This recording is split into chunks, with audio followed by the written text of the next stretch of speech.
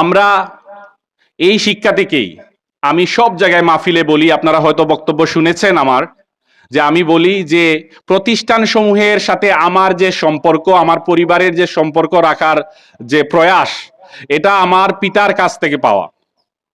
আমার মরহুম পিতা আমাদেরকে শিখিয়ে গেছেন দিনই প্রতিষ্ঠান সমূহের সাথে সম্পর্ক রাখতে হবে, শিক্ষা প্রতিষ্ঠান সমূহের সাথে সম্পর্ক রাখতে হবে। এবং আমার পিতা হচ্ছে যে শিক্ষকদেরকে, মাওলানাদেরকে অসাধারণ সম্মান করতেন।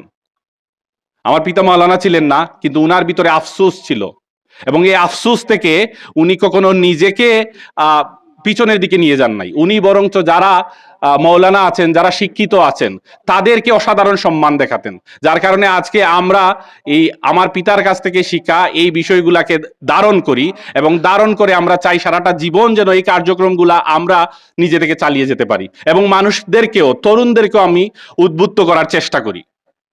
তো এই উদ্বুদ্ধ করা, আপনাদের সামনে তুলে ধরা এই বিষয়সমূহ, এবং শিক্ষা প্রতিষ্ঠান, শিক্ষা নিয়ে, শিক্ষার পরিবর্তন নিয়ে কাজ করার জন্য আমাদের এই রেহান উদ্দিন ফাউন্ডেশনের যাত্রা আমরা পারিবারিকভাবে এটা শুরু করেছি, কিন্তু পরিবারের বাইরেও আমরা অনেক এক্সপার্টকে, অনেক যারা দক্ষ এই বিষয়ে, তাদের পরামর্শ নিচ্ছি, এবং তারাও আমাদের সাথে আছেন। আমার এখানে চিফ ভাইস চেয়ারম্যান হিসেবে উপস্থিত আছেন আমার বড় ভাই নুরুল আমিন, আপনারা দেখেছেন। এখানে চিফ এক্সিকিউটিভ হিসেবে কাজ করছেন এটার পিছনে সাবের সালেহ চৌধুরী, জেন্টলম্যান দেয়ার।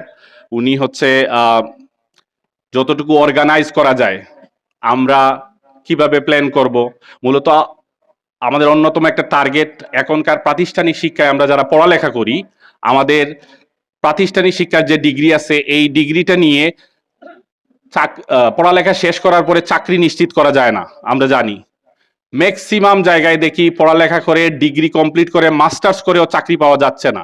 এটার অন্যতম একটা কারণ এই মুহূর্তে সমাজে হয়েছে যে আমরা তো প্রাতিষ্ঠানিক শিক্ষা লাভ করছি, কিন্তু সাথে কারিগরি শিক্ষা নাই, ওই দক্ষতা নাই।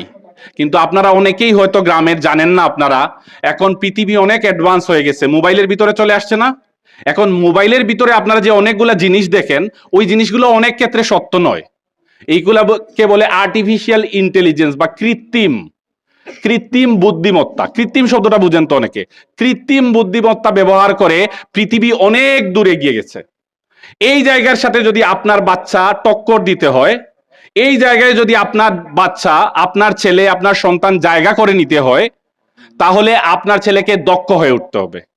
এই দক্ষতা অর্জনের জন্য আমাদেরকে, আমাদের প্রত্যেকটা স্টুডেন্টের যে পারফরমেন্স আছে, যে পড়ালেখা আছে, এইগুলাকে আমরা